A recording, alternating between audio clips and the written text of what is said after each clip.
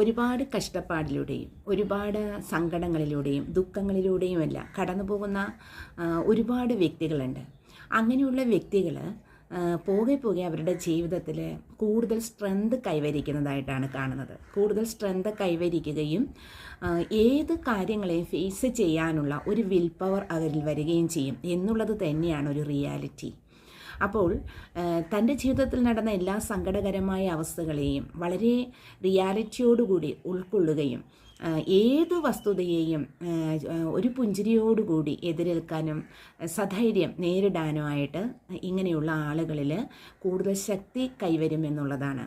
പോകെ പോകെ അവർ പോസിറ്റീവ് ചിന്തകളെ അവർ സന്തോഷത്തോടുകൂടി സ്വാഗതം ചെയ്യാനും നെഗറ്റീവായ ചിന്താഗതികളെ തള്ളിക്കളയാനും തുടങ്ങുമെന്നുള്ളതാണ്. കാരണം നെഗറ്റീവായ ചിന്താഗതികളെ ഹോൾഡ് ചെയ്ത് വെച്ചുകൊണ്ടിരുന്നു കഴിഞ്ഞാൽ യാതൊരു മാറ്റവും തൻ്റെ ജീവിതത്തിലേക്ക് കടന്നു വരികയില്ല എന്നും യാതൊരു പോസിറ്റീവായിട്ടുള്ള കാര്യങ്ങൾ തൻ്റെ ലൈഫിൽ സംഭവിക്കുകയില്ല എന്നുള്ളതുമായിട്ടുള്ള വാസ്തവമുള്ള ഒരു കാര്യം, ആ വസ്തുത അവർ മനസ്സിലാക്കി എന്നുള്ളതാണ്.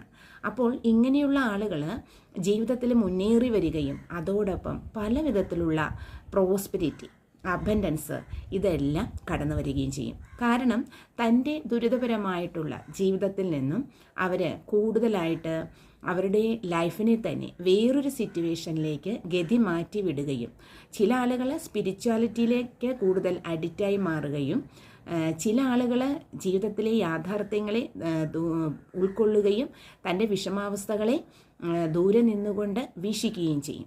അപ്പോൾ ഇങ്ങനെയുള്ള അവസ്ഥയിൽ ഇങ്ങനെയുള്ള ആളുകൾക്ക് കൂടുതൽ വിൽ പവർ കൈവരികയും നല്ല ഒരു ജീവിത സിറ്റുവേഷനിലേക്ക് അവർ കടന്നു വരികയും ധാരാളം നേട്ടങ്ങൾ അവർ കൈവരിക്കുകയും ചെയ്യുന്നതായിട്ടാണ് കണ്ടുവരുന്നത്.